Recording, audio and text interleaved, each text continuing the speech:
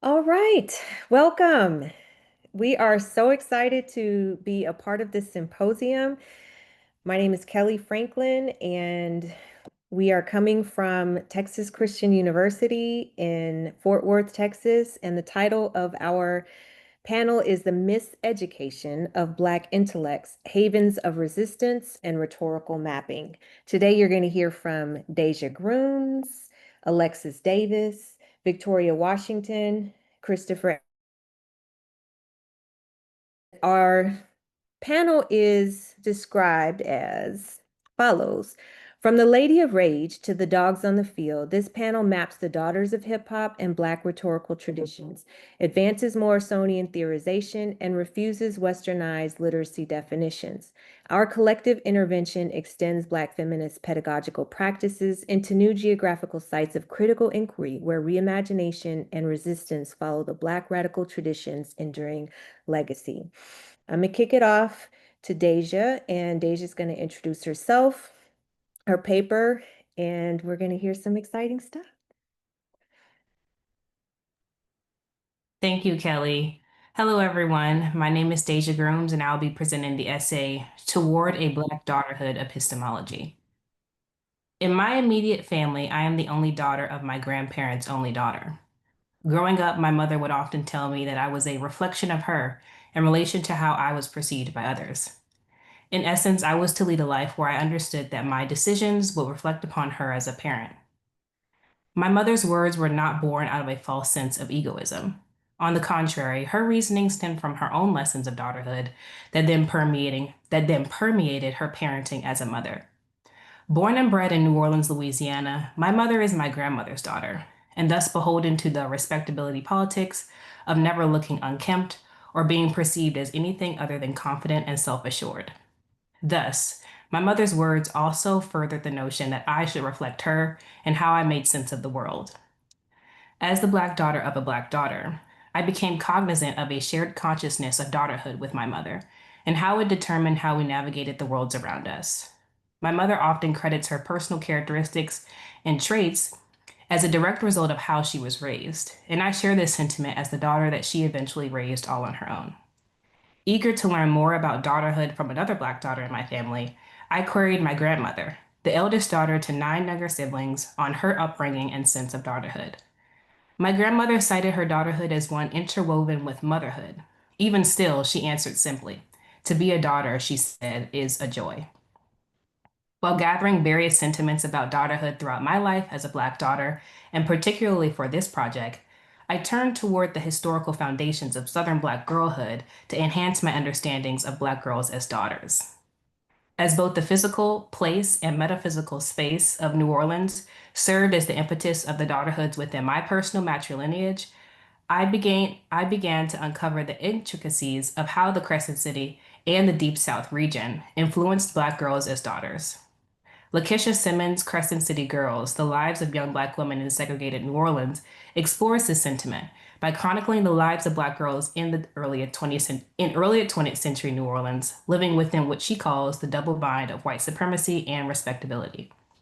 By specifying how white supremacy is refashioned as a burden placed onto the lives of Black girls through respectability politics, Simmons showcases how this ideology dictated how young women interacted with the city, what they wore, how they carried themselves, and how they understood themselves. In essence, Simmons argues that African American girls during Jim Crow New Orleans often internalized the politics of respectability and were thus governed by the concept as it was upheld within their Black communities while concurrently navigating segregation and anti-Blackness outside of their communities. Similarly, Regina Bradley expands upon the effects of respectability within Southern Black girlhood. According to Bradley, Black girls of the Southern United States simultaneously learned how to carry themselves as ladies, an act that is often the crux of any type of respectability for Black women, while also holding an awareness that being ladylike or quiet or politically correct does not mean everything will be all right. Bradley's sentiment exemplifies Simmons' notion of a double bind by explicating the futility of respectability politics as a game rigged against the prosperity of Black girls. Aria S. Halliday nominalizes this ideal as a societal failure against Black girls, where misogynoir, according to Moya Bailey, or the hatred of Black women and girls, remains normalized by the wider society. It is these very failures and double bindings that construct myths about Black girlhood that will remain entrenched in the lives of Black girls as daughters for generations to come.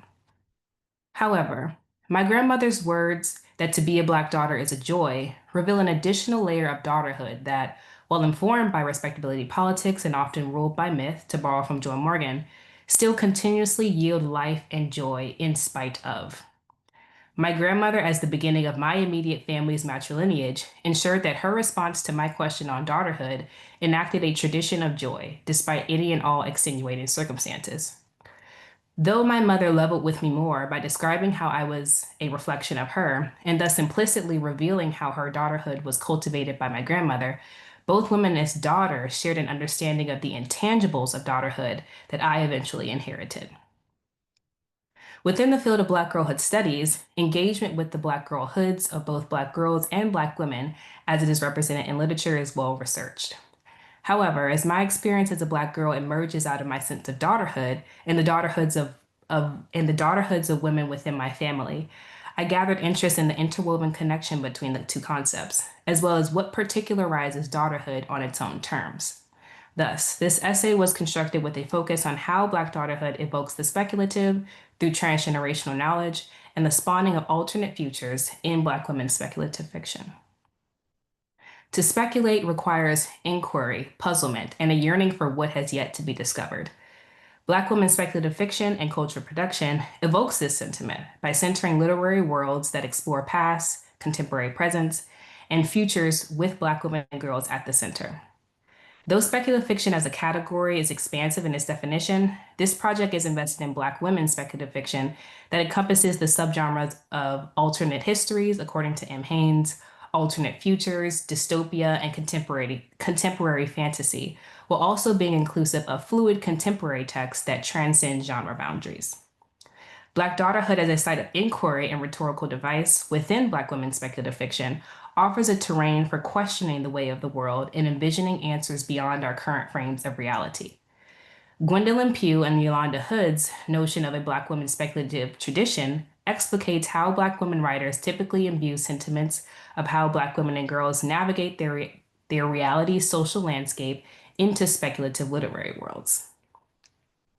By engaging with the elements of reality that continuously shape the experiences of Black girls, Black women and girls, such as misogynoir, respectability politics, and the lasting effects of slavery, the Black women's speculative tradition, according to Pugh and Hood, showcases how current Black women writers speculate, rewrite, revisit, and re-envision history in ways that connect them to Black women's legacies of struggle. This Black women's speculative tradition augments my work on Black daughterhood, as it demonstrates the efficacy of Black women and girls as daughters, who actively evoke a kinship connection to the lineages that precede them, as well as how they actively engage with the future through speculative means in literature. Within this widening scope of Black daughterhood, further elements of such speculative means are uncovered. Venus Evan Winter's conception of daughtering as methodology grounds my work on Black daughterhood and argues that daughtering invites an imagining of the possibilities of knowledge, a sentiment that Black daughters bring into any space they enter and any work that they produce. This act of expanding boundaries of knowledge also lends itself to the act of speculation and questioning the static processes of curating how we know what we know. If the act of daughtering is intrinsically connected to bringing forth new imaginaries, then the speculative terrain offers a landscape for this process to occur due to a tangible engagement with past, present, and future. Evans Winters goes on to state that daughters were taught how to observe the unseen, contemplate the ignored, interpret the forgotten, and analyze the taken for granted, and speak the forbidden. It is through these dispositions that Evans Winters claims Black daughters learned early how to navigate multiple terrains of history and consciousness. As Black daughters learned from mothers and foremothers who were daughters themselves, a metaphysical link binds Black daughters throughout generations. And it is this link that I propose as a speculative element, intrinsic to the essence of Black daughterhood. Put differently, Black daughterhood holds a kinship to speculation and its speculative elements, one akin to the familial connection between a mother and a daughter, related daughters, or daughters of the chosen family variety. In applying the act of daughtering as methodology to my reality as the only Black daughter of an only Black daughter, this essay is constructed from a vested interest in how Black daughterhood presents its relationship to the speculative in Black women's writing. As such, Evans Winter's claim that daughtering conjures creative expression provides a scaffolding toward the construction of a new ideology, a Black daughterhood epistemology. Black daughterhood epistemology conveys the notion that daughterhood, as it is represented by Afro-descended women writers in speculative fiction and cultural expression, consists of transgenerational knowledge as a guiding principle for a Black daughter's life. Thus, Black daughterhood in Black women's speculative fiction functions not merely as metaphor, but as a way of knowing that reflexively includes the foreknowledge of previous Black daughters while also cultivating future shared knowledges. While my argument for a turn toward a Black daughterhood epistemology is inclusive of daughterhood's intrinsic connection to change and its position to the past, I am similarly invested in a further unveiling of Black daughterhood where additional elements can be excavated. Within my proposed definition of a Black daughterhood epistemology, Black mothers are also understood as Black daughters who hold a shared consciousness with their daughters, as exemplified through my own mother and grandmother, as mentioned at the start of this essay.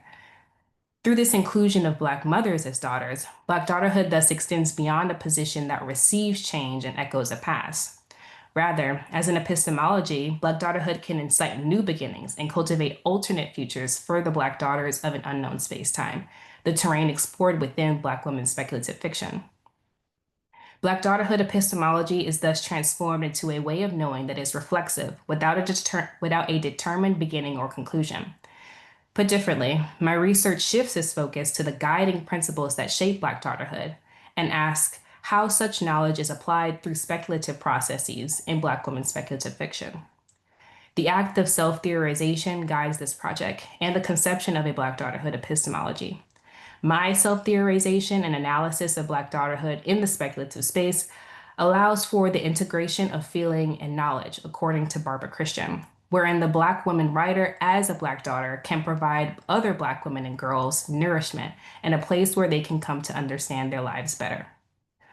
Put differently, and drawing from the title of Barbara Christian's seminal text, The Race for Theory, Black daughterhood epistemology functions as speculative space for theory, where Black women writers as Black daughters themselves aid Black women and girls as they traverse through time, myths, and spirits within speculative worlds as well as our own. In engaging with the speculative fiction of novels by Black women writers, I invested in the ideal of charting a new understanding of Black daughterhood in the fields of Black girlhood studies, African American literature, and beyond. Thank you. Thank you, Deja. That was amazing. I'm gonna try to just hold everything to the end. So next we have Alexis Davis. Thank you, Kelly. I'm going to go ahead and share my screen. I need sharing access.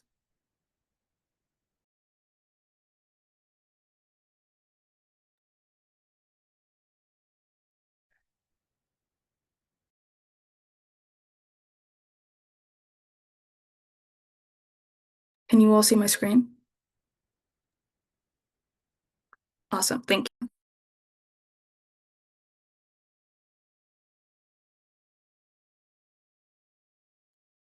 Okay. Hey y'all, my name is Alexis J. Davis, and I will be presenting my article titled The Mixing of Morrison. In this analysis, I mark Toni Morrison as a pivotal figure in the hip-hop terrain, permitting the study of Morrison as an object of rhetorical inquiry to be placed beyond the literary landscape. In this act, I turn to Pecola Breedlove to examine how Morrison used embodied displacement to map the external geographies of being put outdoors in the bluest eye, and how the power of Pecola's blue eyes unlocked the doors to hip-hop as a reimagined space that maps the outdoors as radical imagination. Therefore, I assert that Toni Morrison is a canonical author of hip-hop.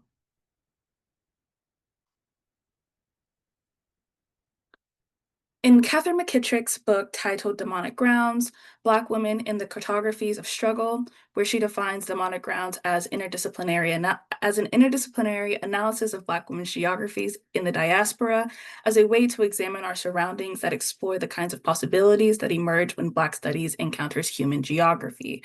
With this framework, we look at McKittrick's attributes of the slave auction block to understand how Morrison and Pacola's racial sexual geographies reshape and disrupt the Eurocentric white masculine mapping of the literary landscape. Here, McKittrick looks at the slave auction block to shift how space and place are communicated through category of Black femininity, which includes the change in the external geographies through physical attributes. By citing Walter Johnson's The Moment of Sale, McKittrick examines the three interconnected ways the slave auction block simultaneously marks the unfree body and the spaces outside of it. This begins with the exhibition of difference to the visible body of human or inhuman. The second attribute is the mapping of distinction between geographies, such as the region and the nation and its attendant geographies, such as the body, the auction block, plantation, and transportation. The final attribute is the distinction between geographies that are intertwined and sustained through the moment of sale, such as the body for sale on the auction block. As I dissect these attributes, I claim that through the characteristics of the slave auction block, we will locate Pacola in hip hop. Geography of the Black body. Let's begin with the exhibition of difference between the visible body of human or inhuman. As described by Jody Melamad's article, Racial Capitalism, Morrison labels the visible body to demonstrate how the perpetuated power of racial capitalism through language and technology produce social separateness, which is the disjointing and deactivation of relations between human beings needed for capitalist expropriation, thank you, to work. For example, in The Bluest Eye, milk is used to distort its use for nourishment to symbolize milk being stolen, addictive, shameful, and criminal. This occurs when Mrs. McTeer complains about Pocola drinking 3 quarts of water because Claudia and Frida knew on page 23 that Pocola was fond of the Shirley Temple cup and took every opportunity to drink milk out of it, just to handle and see sweet Shirley's face. Morrison's rejection and decentering of the white gaze moves her to use Pacola's visible body as a marker that illustrates the social separateness by distinguishing her Black body from the visibility and obtainability of Shirley Temple on the cup filled with milk. In hip hop, we also see this distinction through the surveillance of the Black body. For instance, in Trisha Rose's Fear of the Black Planet, Rap Music and Black Cultural Politics in the 90s, she cites David Bryan Davis on the parallels of policing and surveillance of audiences at hip hop concerts such as Public Enemy and NWA, and compares it to the constraining of the mobility of slaves, which was of special concern because slave owners reasoned that revolts could be organized by Blacks who moved too freely and without surveillance. Likewise, prior to the acclamation of Michael Jackson's song and music video Thriller, networks like MTV would implement practices that curtail and constrain Black mobility in urban America to surveil and minimize the visibility of the Black body. Pacola's visibility questions both subject and the audience about whiteness and whether it can be consumed, attained, and stolen. Morrison responds with American Africanism in her literary criticism Playing in the Dark, where she recounts how white American writers use Black surrogacy to serve as a vessel to employ an imagined Africanist persona to articulate and imaginatively act out the forbidden in American culture. This underlines that whiteness and white fears perpetuated onto the Black body is what truly consumes, steals, and kills, making Pacola central to rhetorical inquiry. The geography of commodification. Due to my continuation to the outdoors, I am revising the order of the attributes of the auction block to enhance understanding and readability. So the next attribute in this distinction between geographies that are intertwined and sustained through the moment of sale, for example, the body on the auction block. Through the consumption of whiteness, the moment of sale is maintained through the embodied terrain of Pecola and her desire for blue eyes.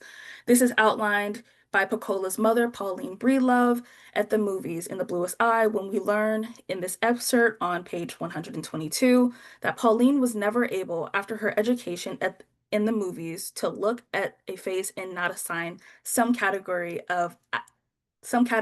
in the scale of absolute beauty. The scale was one that she absorbed in fill from the silver screen. The silver screen marks Pauline Breedlove as a captive of ugliness. The physical attributes of bodies on screen changes the embodied geography of Pauline and the Breedlove family, positioning them to accept their blackness as ugly.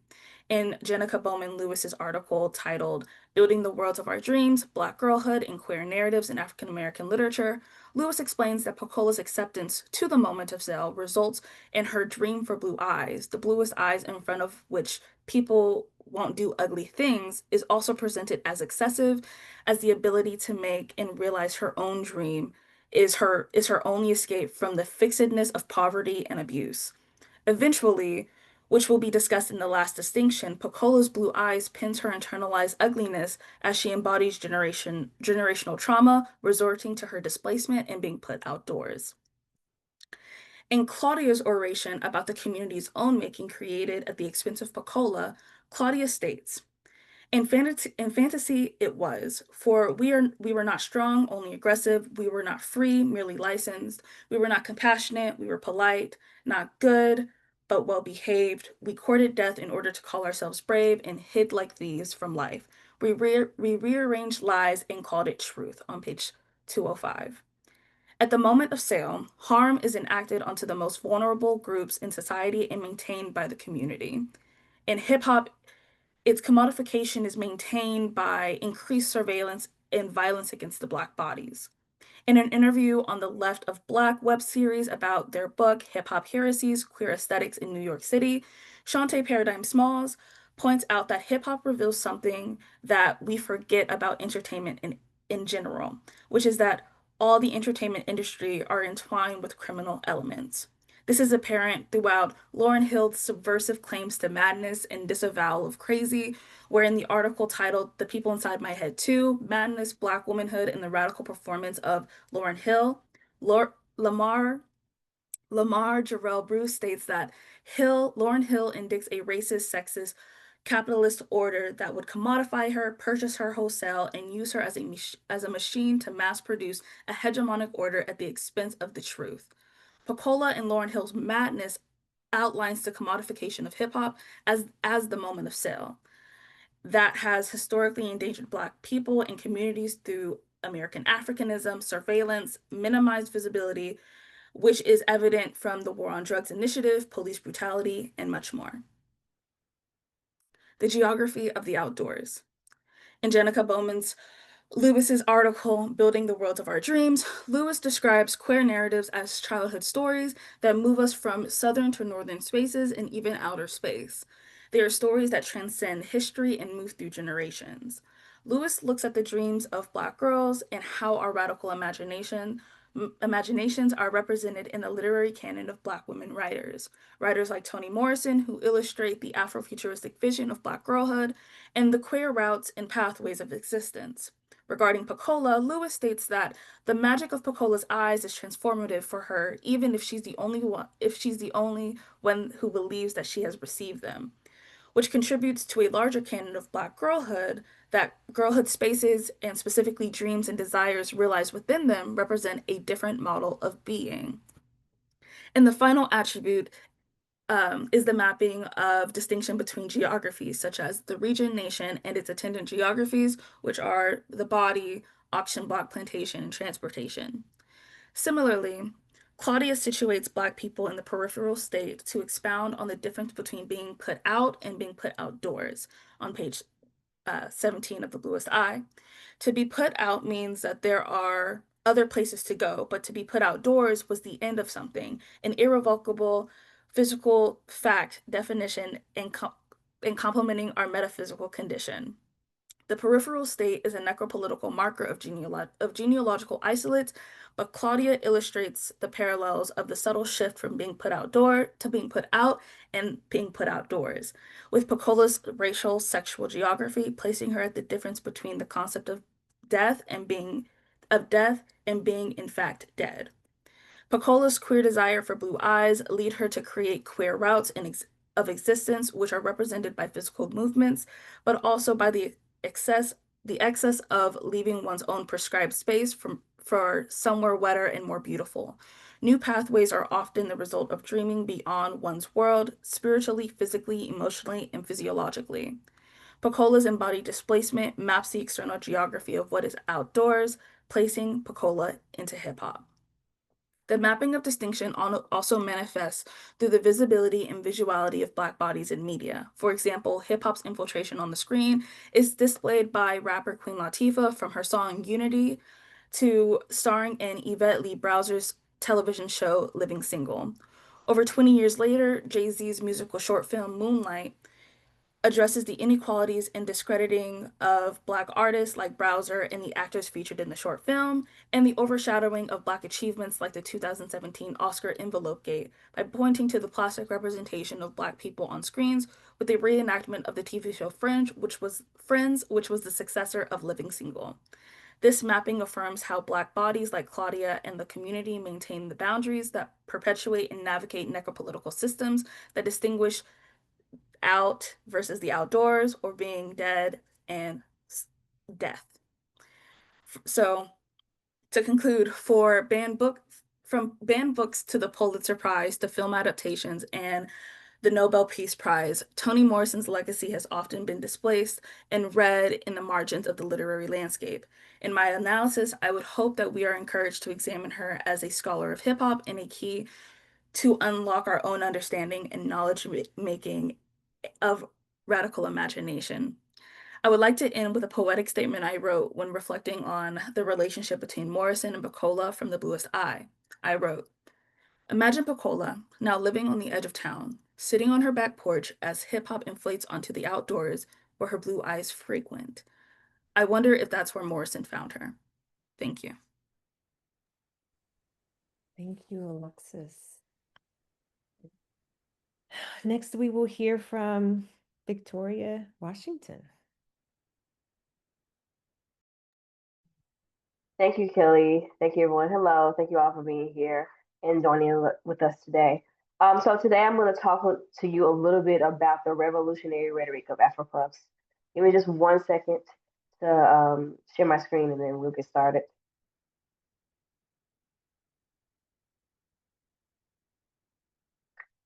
All right, is everyone able to see my screen?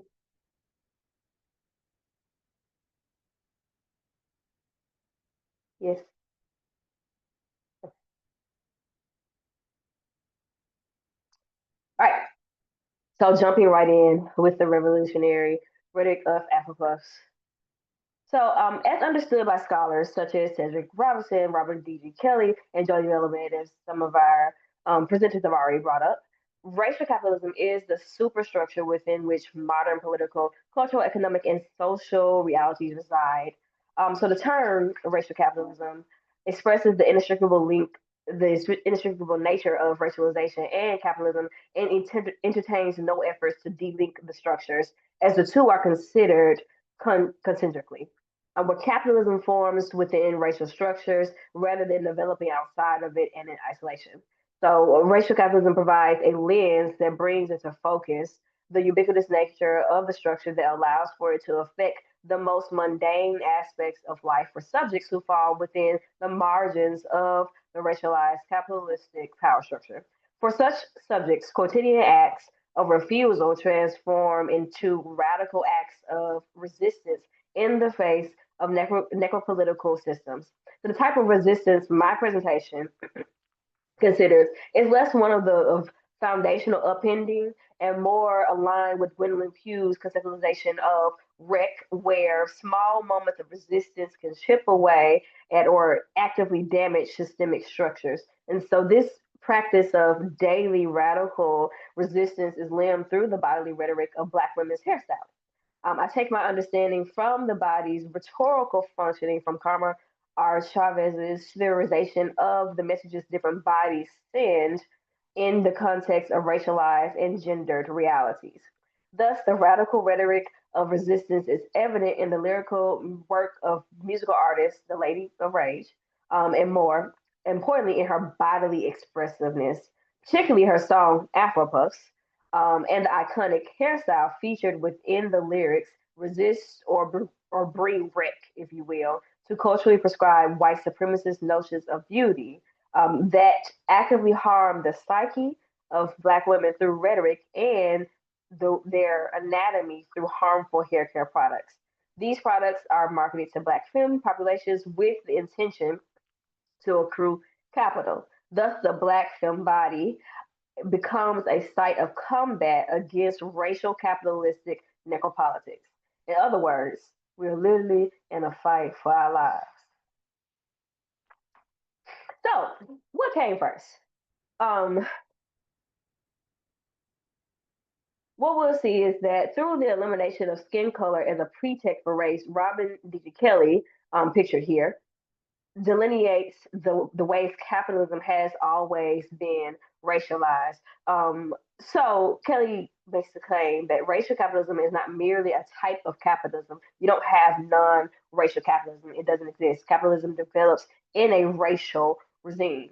And so Kelly uses Europe, pre-modern Europe, as a space to delineate this idea. And so he basically makes the claim that race was based on things like region, subculture, and dialect. So you had Irish and Jewish and Roman.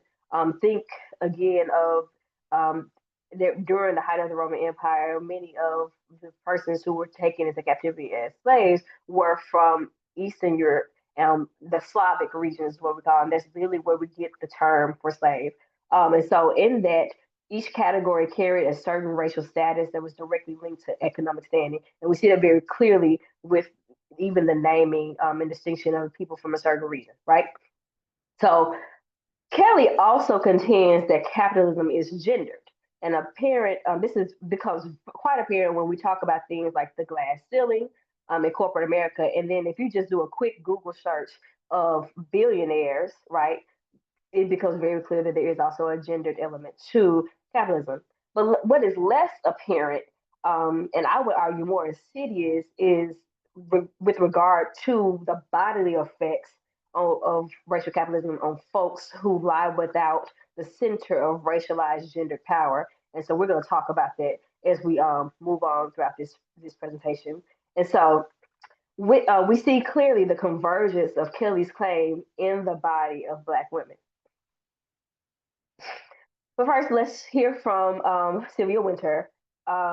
So Sylvia Wynter, in her famous text, No Humans Evolve, Sylvia Wynter observes the coterminous nature of race and class in her discussion of the 1990s Los Angeles Police Department descriptor NIH, which stands for No Humans Evolve.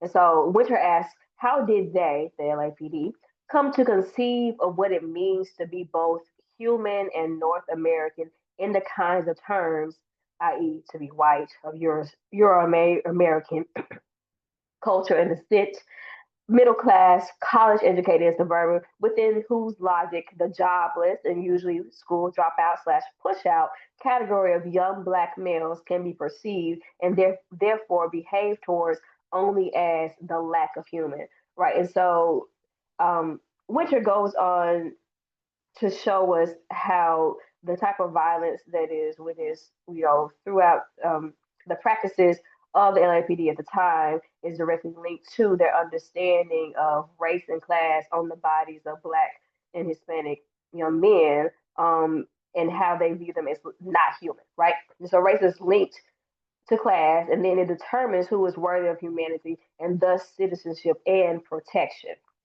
So Winter's observation of the LAPD's treatment of presumably educated and unemployed Black men can be paralleled to Marx's lumpen proletariat, if you will. And so while Winter discussed what happens on bodies perceivably Black and male, I want to look at what happens when there are no humans involved and the body is perceived as black and female, right? So, what does this have to do with Afro puffs? I am so glad that you asked. So in his essay, Technology and Ethos, Amir Baraka, with all of his issues, traces the effects of cultural values on the technologies it produces. So here, Baraka says, we must be free from the oppressor's spirit as well. It is this spirit as emotional construct that can manifest as expression, as art or technology or any form. So when we think literally of we've all heard the expression, necessity is the mother of invention, right? And so cultures only necessitate things that align with its values. So the types of things produced exist because they follow the logic of racial capitalism that meets out humanity by degrees in relation to proximity to whiteness, maleness, and wealth. So in this picture, here down at the bottom to the left, we have Mr. Garrett Morgan, and that name might be familiar to you if you've been paying attention during Black History Month. He's most well known for being the inventor of the traffic light, but he also invented lie relaxers. And if you're not familiar with what lie relaxers are, lie relaxers are a substance that is used on Black folks' hair in order to take the kinky texture and transform it into a straighter texture. And so, what does all this have to do? So when we think about American standards of beauty and of professionalism, it is akin to whiteness, right? And so we think about the fact that straighter hair is associated, one, with white folks, but also with what we think of as professional. And so, in order to help, right, Black folks to achieve the necessity of professionalism, this product was developed and marketed to Black populations. Um, and what is insidious about this is in recent years, it is becoming more and more popularized the knowledge that these lie relaxers have been directly linked to the prevalence of fibroids among Black women. For instance, so we've already talked about Black daughters. I am an only child, an only daughter of my mother, and it's not by necessarily her desire. My mother had a lot of complications, severe complications due to fibroids because a good 40 years of her life she used live relaxers, right? And so this becomes even more insidious when we consider the links between eugenics and population control, right? So now you have a substance that is um, put onto Black women's bodies that has ramifications and consequences linked to their ability to reproduce, right? And so you can think of it as a kind of very slow and tacit genocide. And so Winter's observations of humanity factor into regulations on hair products marketed to Black women. Black women endure dehumanization that is nuanced by gender, where they do not inherit the protection that femininity typically garners. So, this is where the Lady of Rage enters, right? So let's talk about what it means to wreck, right? So Gwendolyn Pugh writes that the rhetorical practices of Black women participants in hip hop culture bring wreck. Black women's discourses disrupt dominant masculine discourses, break into the public sphere, and in some way impact or influence the United States imaginary. And so here, with her embodiment, the Lady of Rage bring a bodily disruption of norms and beauty standards, right? And so she wrecks necropolitical structures within the way her hair is cared for, right? So within cultures that tacitly destroy bodies that cannot or do not fit into norms through neglect, Black femme refusal shows up in hair care as a form of survivance, right? So like choosing to wear hair that is not seen as acceptable as far as professionalism and beauty, but choosing instead to say, no, this is beautiful and to wear this in this way is an act of survivance that disrupts the capitalistic need to use Black women as a form of capital production. So it represents a loss of capital for industries that are dependent upon narratives of white supremacy to drive Black buy-in. So um, Pew is careful to tell us that bringing rec does not always change the world, but is capable of making small and meaningful differences. Bringing rec offers new possibilities for the potential of Black women's speech and action. So with the Lady of Rage, we don't have time for me to play the video, but go listen to the song. It's a bomb song. I really enjoy it. But there is a lyric where she says, "Let me loosen up my bra strap." And so I view this kind of loosening of the bra strap as a kind of renegotiation of space and of freedom. And so we think about bras as demonstrating a kind of femme constraint. So the determination to be something else is a direct form of rec. This does not abolish the system, but it does make survival within it possible. And survival is radical in a necropolitical system that is designed to destroy you, right? And so we'll take a look here at some of the work of Muhammad Irizu. In his work, Irizu is looking at the naming of African American expats to Ghana. And so Irizu writes that as African Americans radically pursue healing from the visible and invisible residues of colonialism and ongoing anti-Black violence across transnational borders, excuse me, they lay bare the complex literacies of healing and the curative potentials of mundane activities such as traveling, wearing clothes, and naming. So when the oppression is mundane, the resistance has to be as well. So racial capitalism displays how race and capitalism jointly affect mundane aspects of life for subjects who fall within the margins of the racialized capitalistic power structure. For such subjects, quotidian acts of refusal transform to revolutionary acts of resistance in the face of necropolitical systems. Such resistance is less about foundational opinion and more aligned with Gwendolyn Pugh's conceptualization of rec, where small moments of resistance actively damage systemic structures. This daily resistance is limbed through the bodily rhetoric of Black women's hairstyling. And I take my understanding again from Karma Chavez's theorization of bodies. And so the lyrical work of musical artist, the Lady of Rage, and more importantly, her embodiment express the radical rhetoric of resistance. Particularly in her song, she shows us what happens when the body is a face of refusal. So thank you.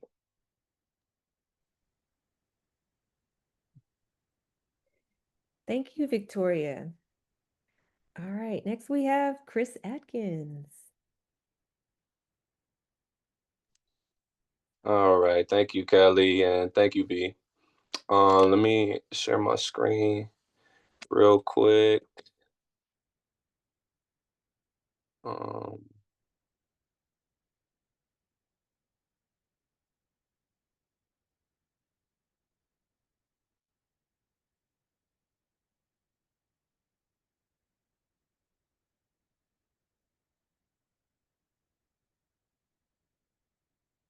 Looks like it's low. Okay, can everybody see that? Let me see. Okay, all right, all right. Okay. All right. Hello everybody. My name is Chris, and my presentation is called Brothers from Another Other, Mapping Rhetorical Drift in Sinners. Today, I will introduce rhetorical drift as a creative critical literacy and read 3 rhetorical artifacts from Coogler's film Sinners to flesh out this concept. I chose Sinners because Coogler shows the far-reaching Afro diaspora in a cinematically special way that aligns with my concept. Rhetorical drift investigates the contact zone where 2 or more rhetorical traditions meet, but also drifts beyond those zones to articulate the idiosyncrasies of an artifact. At times, I will use terms like creolization and hybridity to signal a mixing of these traditions, But most importantly, rhetorical drift emphasizes the nuance taking place in these liminal spaces, i.e., the moments leading up to, during, and after this mixing process. Okay. Um, my concept is built upon three tenets. For the sake of time, I will conduct a brief visual rhetorical analysis as it relates to each tenet. Okay, let's do it. Okay, first, rhetorical drift is kaleidoscopic. This tenet is rooted in Jackie Jones Royster's landmark text on African American women essayists. In Traces of a Stream, Royster suggests a kaleidoscopic model for literacy that intersects with context, ethos formation, and rhetorical action to bring greater clarity and interpretive power. I extend this framework to Sammy's unforgettable music performance in Sinners. In this scene, pictured here, we are called back to the film's epilogue, which tells the tale of people born with the gift of making music so true it can pierce the veil between life and death, conjuring spirits from the past and the future. As the camera pans around the room, we witness a spatial and temporal flux where ancient African rhetorics drift into the contemporary blues moment and then speculate into Black futures, right? Beyond that, right? In my longer work on this piece, I center Geneva Smitherman's framework on the sacred secular continuum to analyze the song itself. For the visual, however, I call upon Carmen Kennard's blues rhetorical framework for clarity. Kennard hips us to how alternating codes within the same text, what Kanagaraja terms code meshing, um, means knowing the rules and playing the game, yet changing the rules at the same time. As we can see from this screenshot here, right? Sammy's performance is a code meshing of a crossroads moment. Different evolutions and iterations of Black music sharing one space and place. Each tradition channeling the ancestor before them, right? Next, rhetorical drift is rhythmic. This tenet builds on Black feminist scholar Catherine McKittrick's work, which proposes rhythm as a reading praxis reliant on collaborative worlding to complete the meaning-making process. McKittrick conceives rhythm as the connective tissue that comprises the Winterian notion of the human as bios mythos, meaning flesh and blood, and storytelling, narrative, right? Rhetorical drift thus weaves a cross-disciplinary counter-narrative of rhetorical invention, as shown here. In the clip on the left, Bo Chow plays cards while Sun Wukong, the mythic monkey king, perches in the corner and playfully strains to sneak a peek at Bo's poker hand. Wukong is a famous ancient Chinese trickster god who has been compared to figures in a Black rhetorical tradition, such as Eshu Elegbara, for his rhetorical prowess. Grace and Bo exit the gambling room here below and enter the dance floor as a second Chinese opera figure, an unknown female donning the Chinese water sleeves costume, dances circles around them.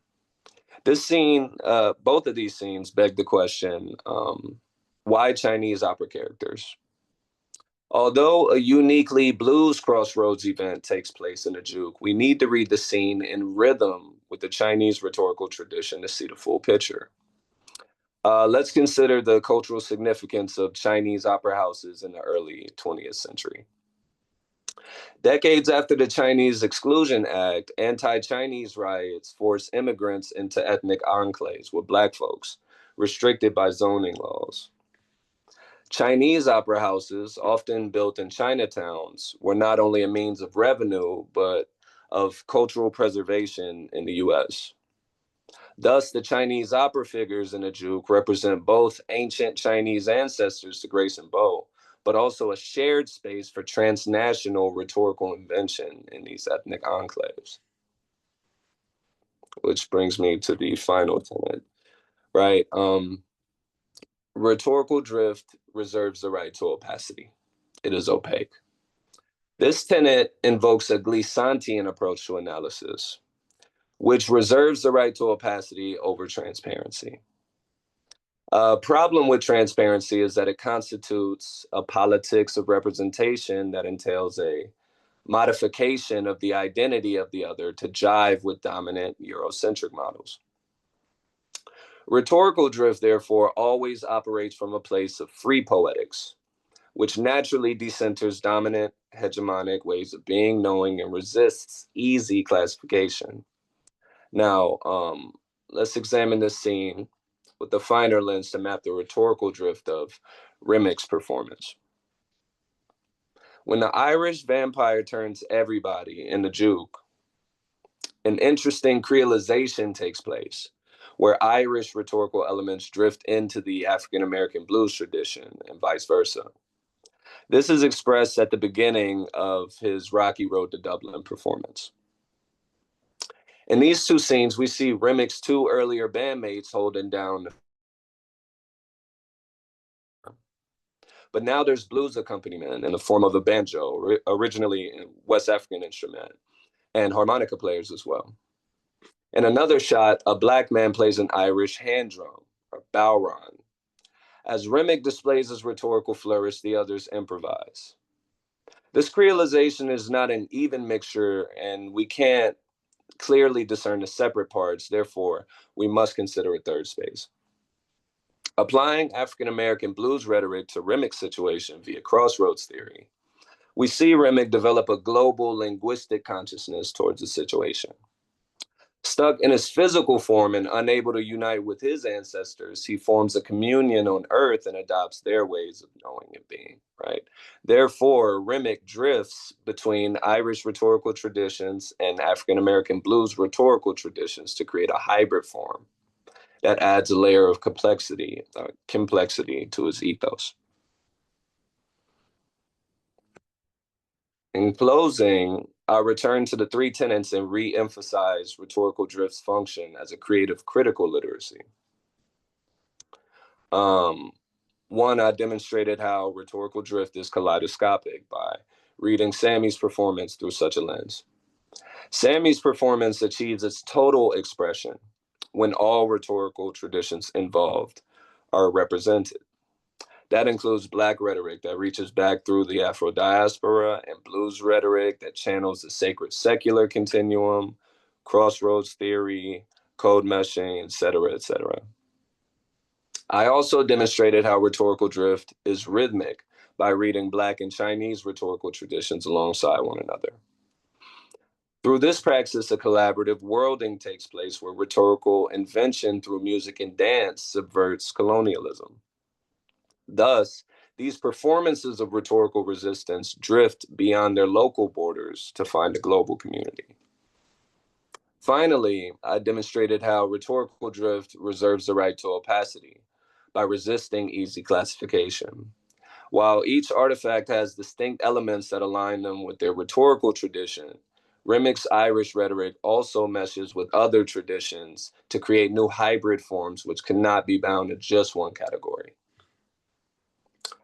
I originally created drift as a critical method for hip hop rhetorical analysis, as hip hop is an area rife with misrepresentations and misinterpretations of Blackness. This presentation drifts beyond those genre borders and offers drift as a creative critical literacy that reads the world and values the total expression of the Afro diaspora and beyond. Thank you.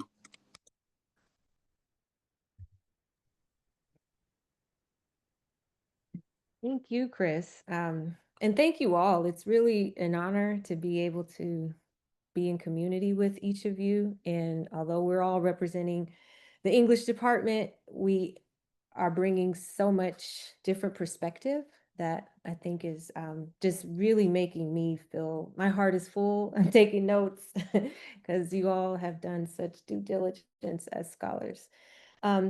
So my work is part of a bigger project that I call Baba Black Sheep, Where My Dog's At. And it's the implementation of anti-racist literacy pedagogy when I was a literacy specialist at a PWI. And one thing about that work, when I first started working there, I learned that the student athletes, who I was tasked to work with and alongside, they would receive a test that would determine their reading levels. And so many of the times they would answer questions that, as standardized tests go, were built upon, the white imaginary. So they would have to answer a question such as, Little Bo Peep lost her blank. And so the only right answer they could give was sheep. But I always enjoyed the other options that they provided. And sometimes they would say, excuse my language, but you're going to hear it a lot throughout this quick presentation, is Little Bo Peep lost her shit.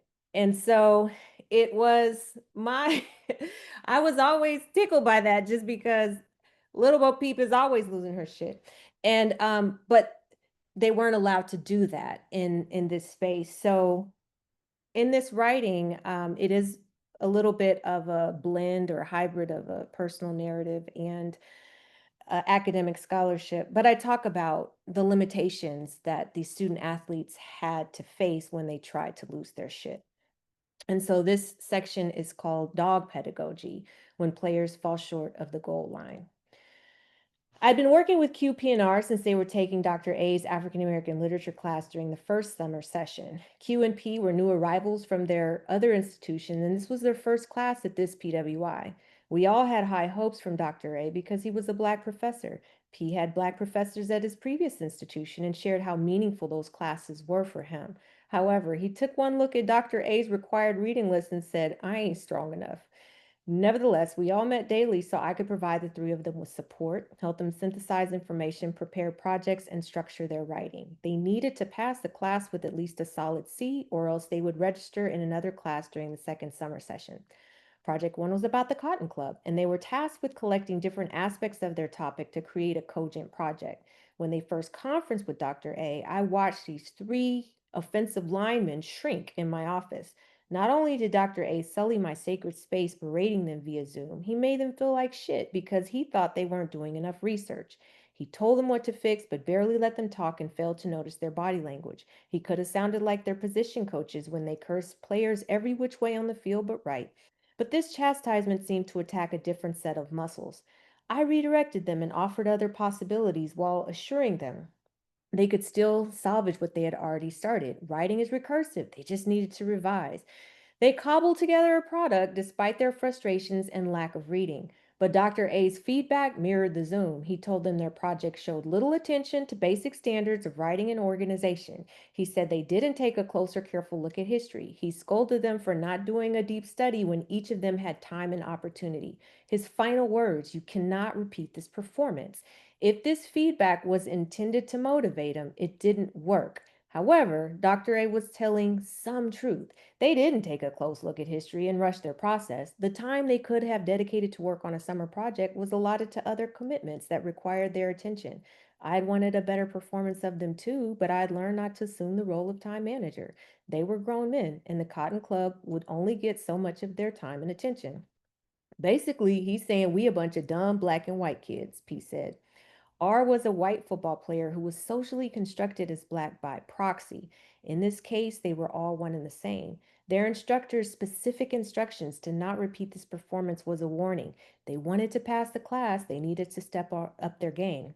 Although coaches lambast players all the time, this was a different rebuke. They could be dogs on the field, but they were puppies in this class, and it was time to grow up. In football discourse, a dog is an aggressive player, one who is determined, unafraid, and ready to attack his opponent. Dogs don't look at syllabi and say, I ain't strong enough. Dogs are coached to victory on the field, but can get left behind in the classroom. This was the type of pedagogy the players needed, one that harnessed their cultural and community practices, shifted blame away from the athletes, and played an active role to guarantee their academic success by any means necessary. I was a dog myself, a determined academic with womanist grit. I had intellectual heft, familiarity with the academy, academic prowess, and a knowledge of blackness, but I also remember the need for Lil Bo Peep to lose her shit.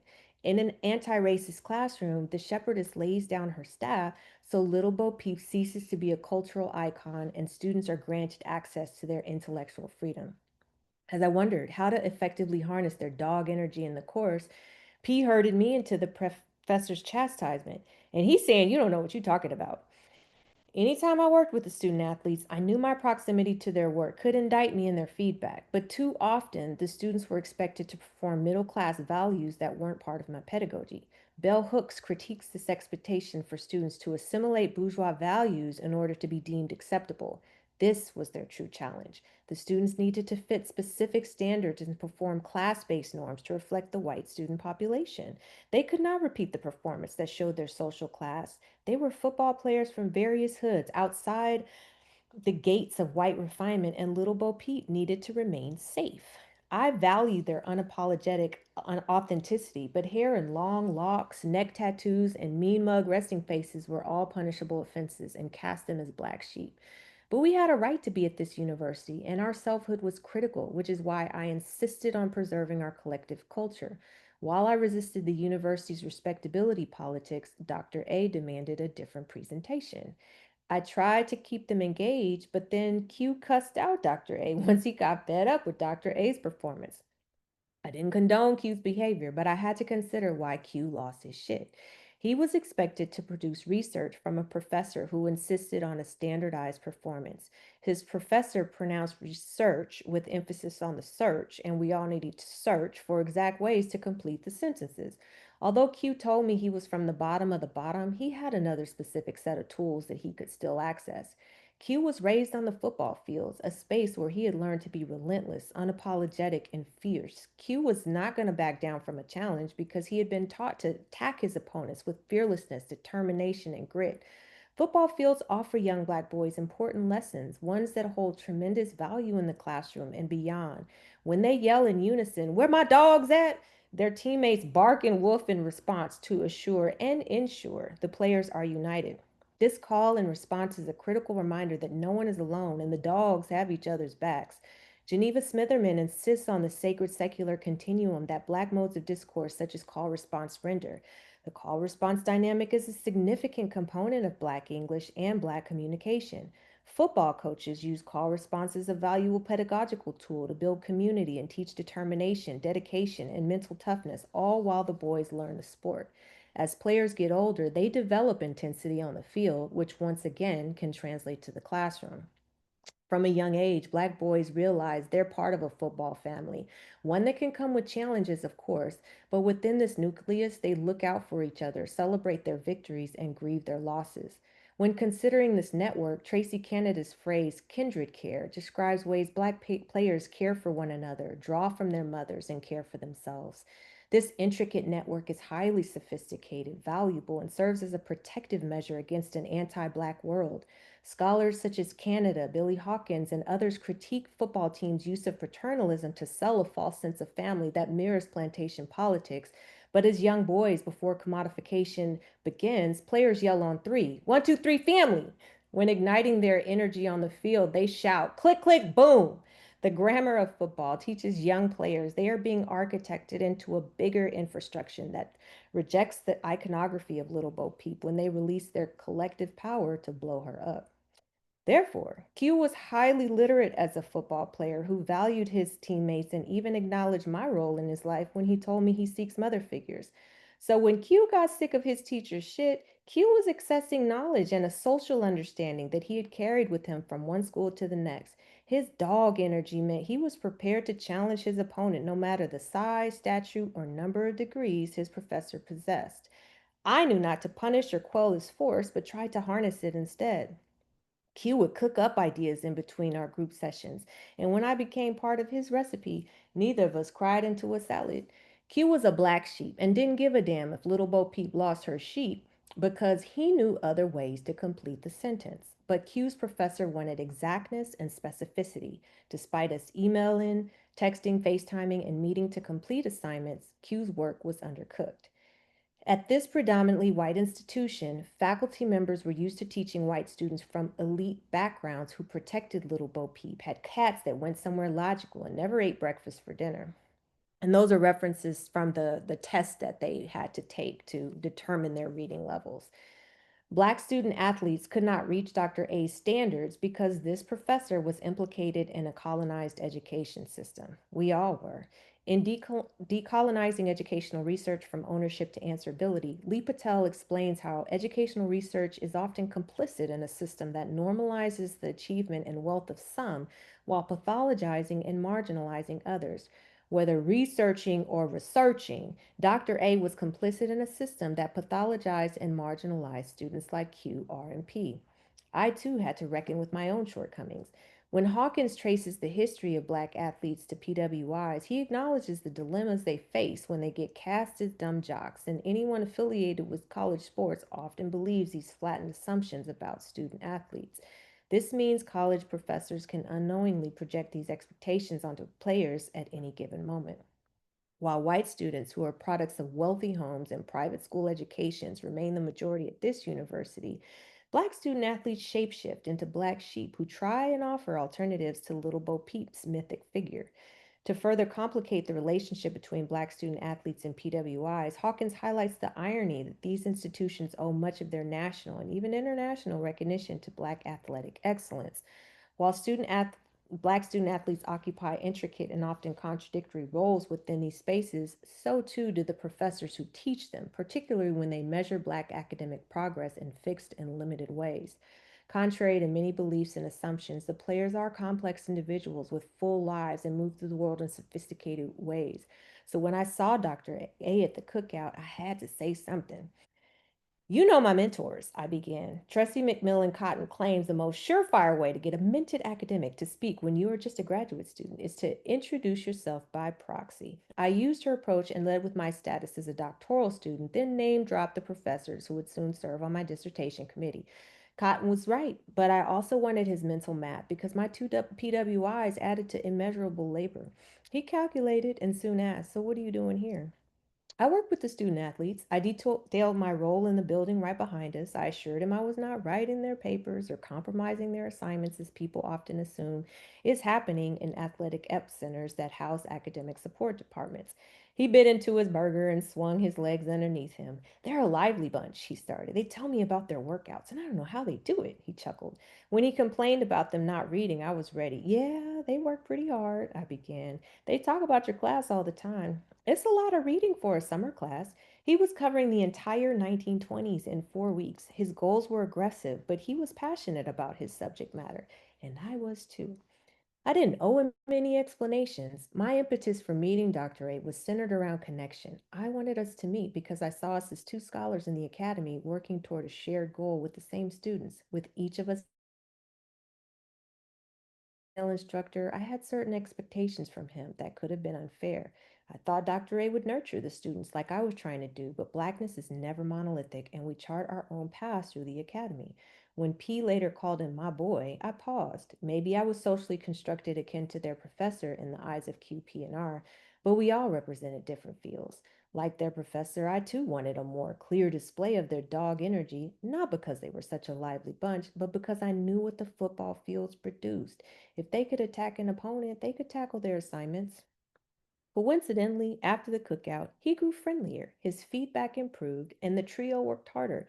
But by the end of the 4 week session, only one earned a solid C. Others missed questions on the final exam for not using capital letters, even though their answers were correct. Those who ended with a C minus had to enroll in another summer class and commit time to ensure their academic eligibility for the fall semester. Once again, Lil Bo Peep couldn't lose her shit, only her sheep. So again, I just want to I was reading fast, catching my breath. But also just thank you all for this opportunity. And thanks CLC for this time. And this has been such a pleasure working alongside of you all. So I want to open this space now for Q&A and an opportunity for you all to say more about your work because you're each doing just phenomenal things and forwarding just so many complicated but also necessary theories that the academy needs in this moment. So the first question, unless you all are dying to share anything else, um, maybe I'll pause. Does anyone want to offer up anything before I just dig in? That's No, your world. I just sorry.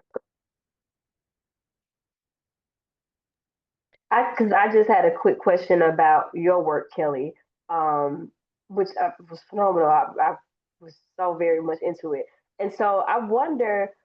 You mentioned that Professor A was friendlier after the encounter at the cookout that you had with the professor.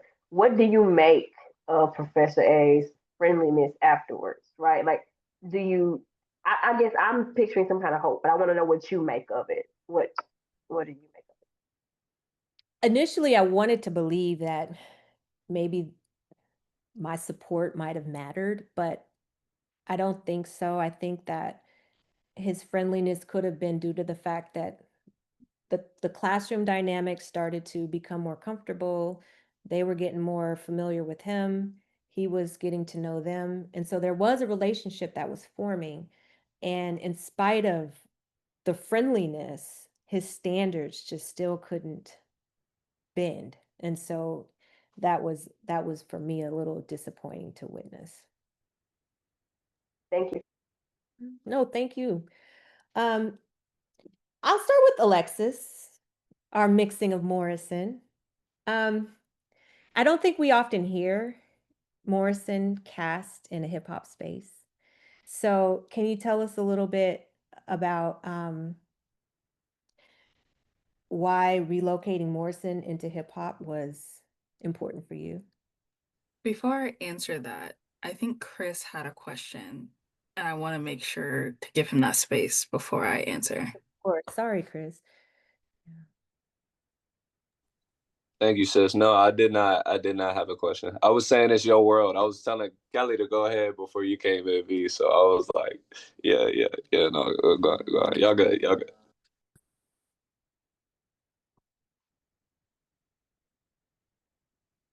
Can you repeat your question? I don't know if you heard me. I think I froze.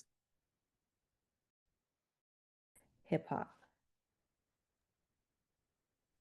You asked about the relocation of Toni Morrison into hip hop. Okay.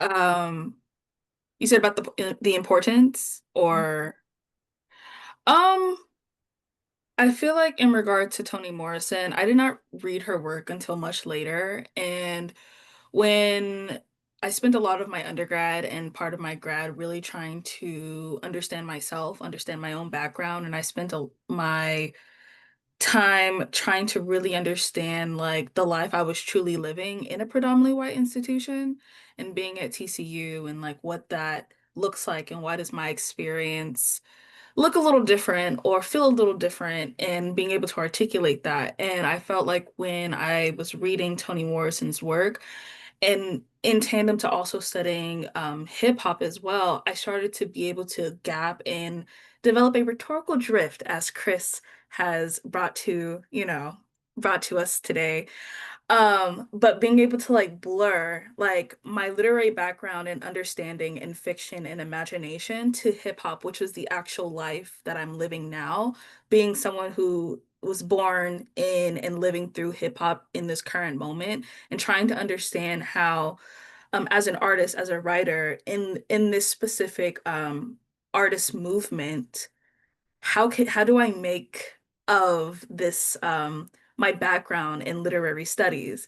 And so looking at Toni Morrison and then actually thinking about the outdoors or how her books, how her stories, how her entire collective is being put to the outskirts, being pushed to the outdoors from like banned books, for example.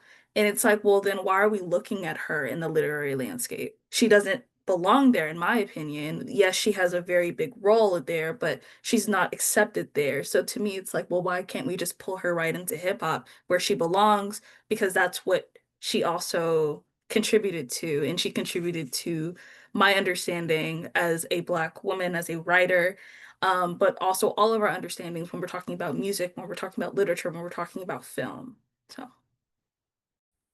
Thank you. I think that's a good segue into just you mentioned rhetorical drift and referenced Chris. Chris, you said this was part of maybe a bigger work that this had been for you. Can you tell us a little bit more about that bigger work and how you imagine rhetorical drift to continue to contribute to the Black rhetorical tradition? Yeah. Thank you for the shout out, Alexis. Um, yeah, I think it kind of aligns with what I was hearing about the dog pedagogy, right? Like, and your comment that blackness is not a monolith, right? Um, I feel like rhetorical drift, right, is a way to read blackness in its fullness, right?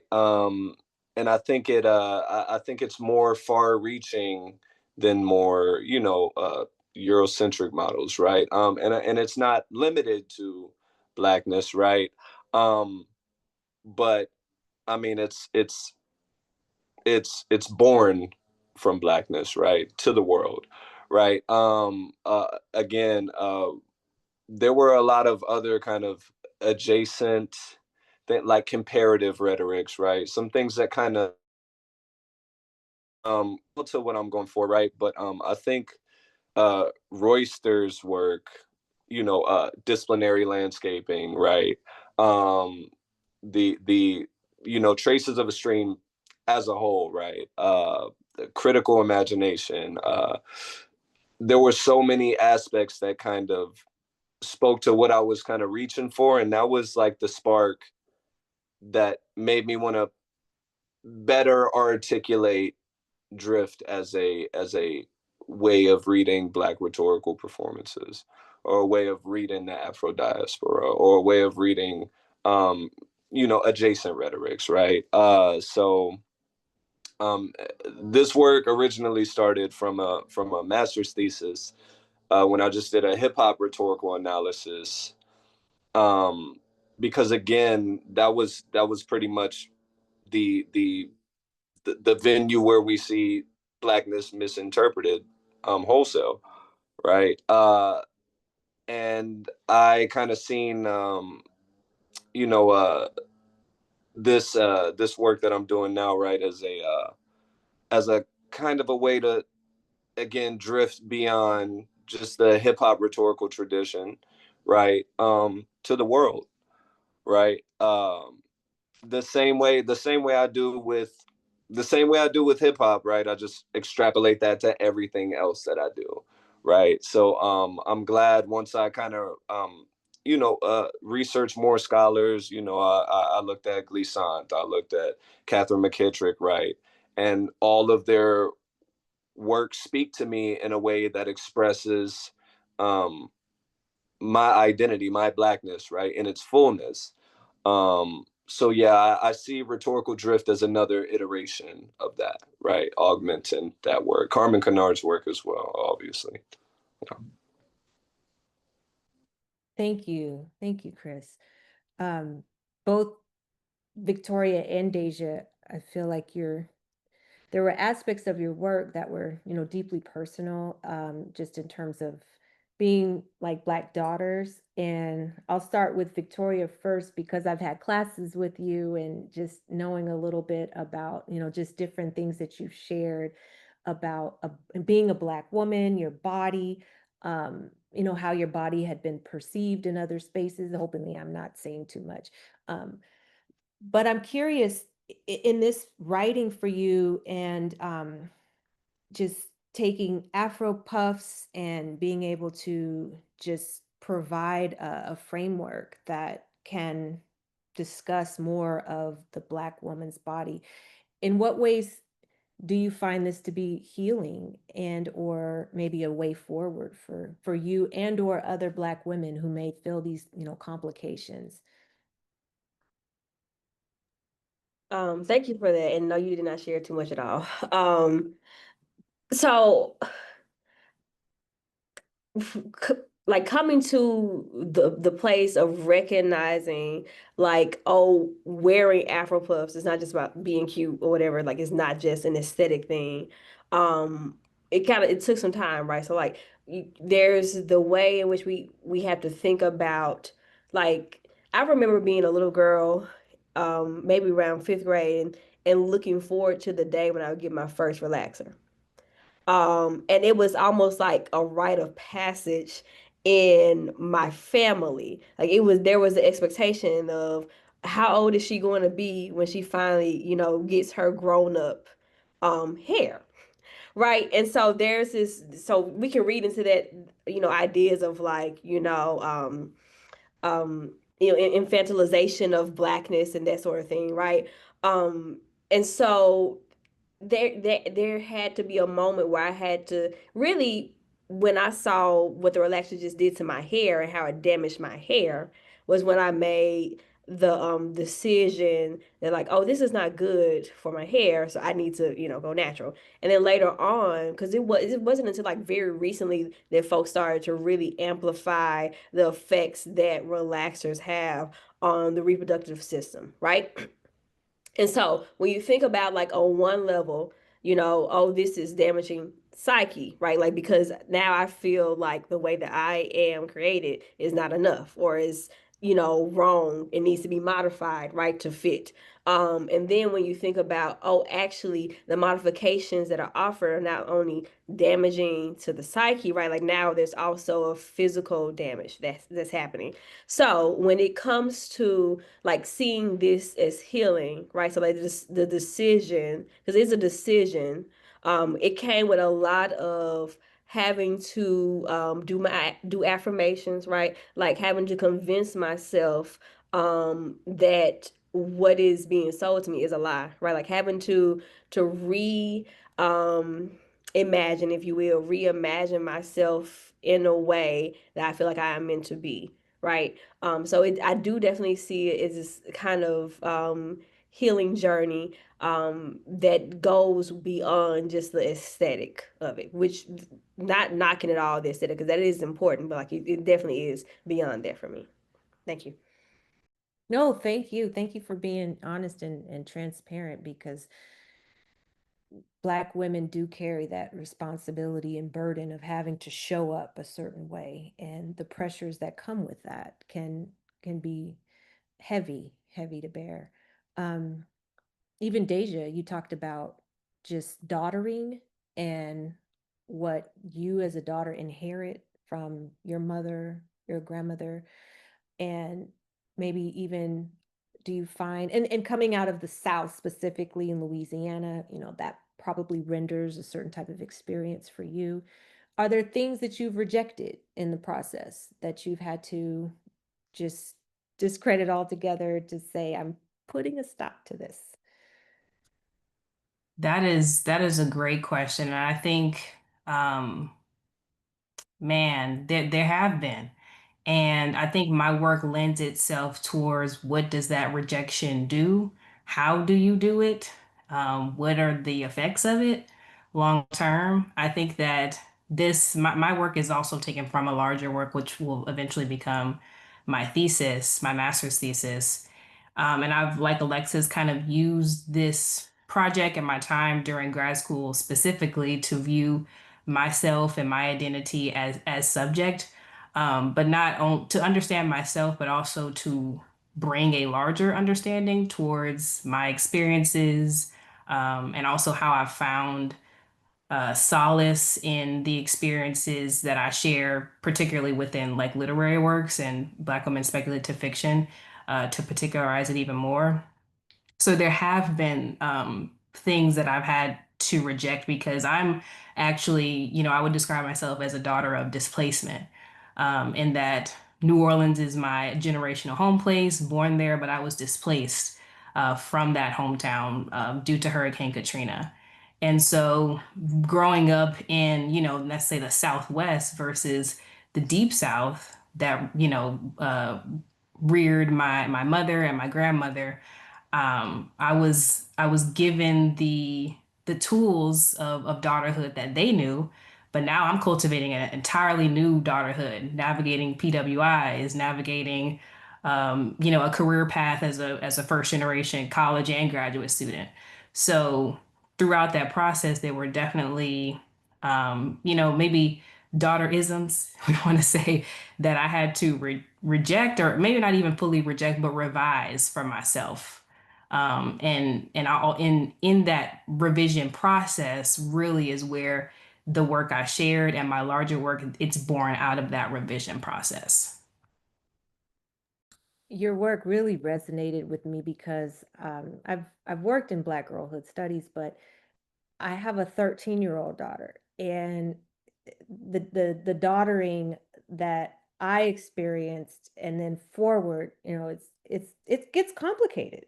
And I think where we might maybe agree is sharing edge cream, but really like we are all over the map. And so I love that you're so reflective of what you received and what you bring alongside, but also where you can diverge and take a different path.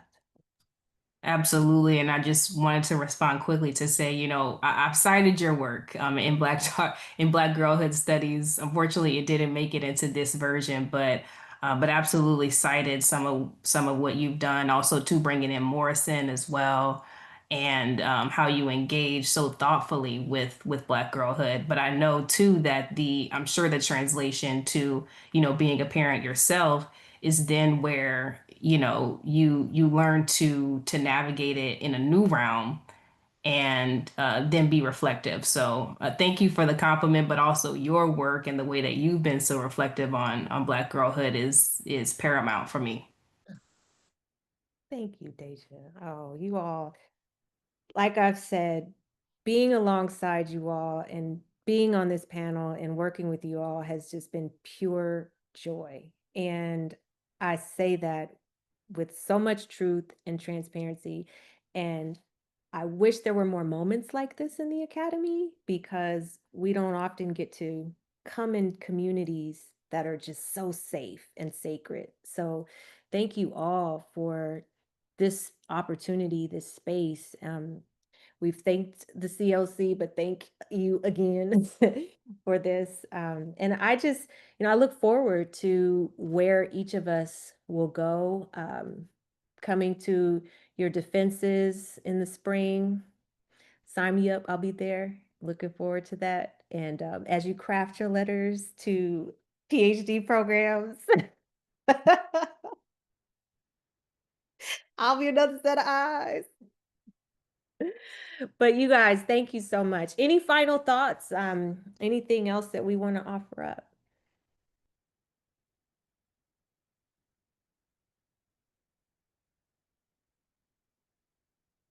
I don't know where we are on time, and I do want to honor Yeah, some.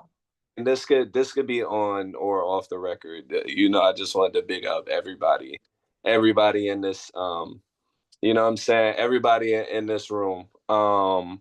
Yeah, and I'm with you, Kelly. Just about, I just love sharing space with y'all, and the energy is always there, and the scholarship is always there too. You know what I mean? So yeah, I appreciate what y'all share here today. Well, thank you again. If anyone else has any statements, feel free, or I don't want to foreclose any opportunities. I also want to honor time. So.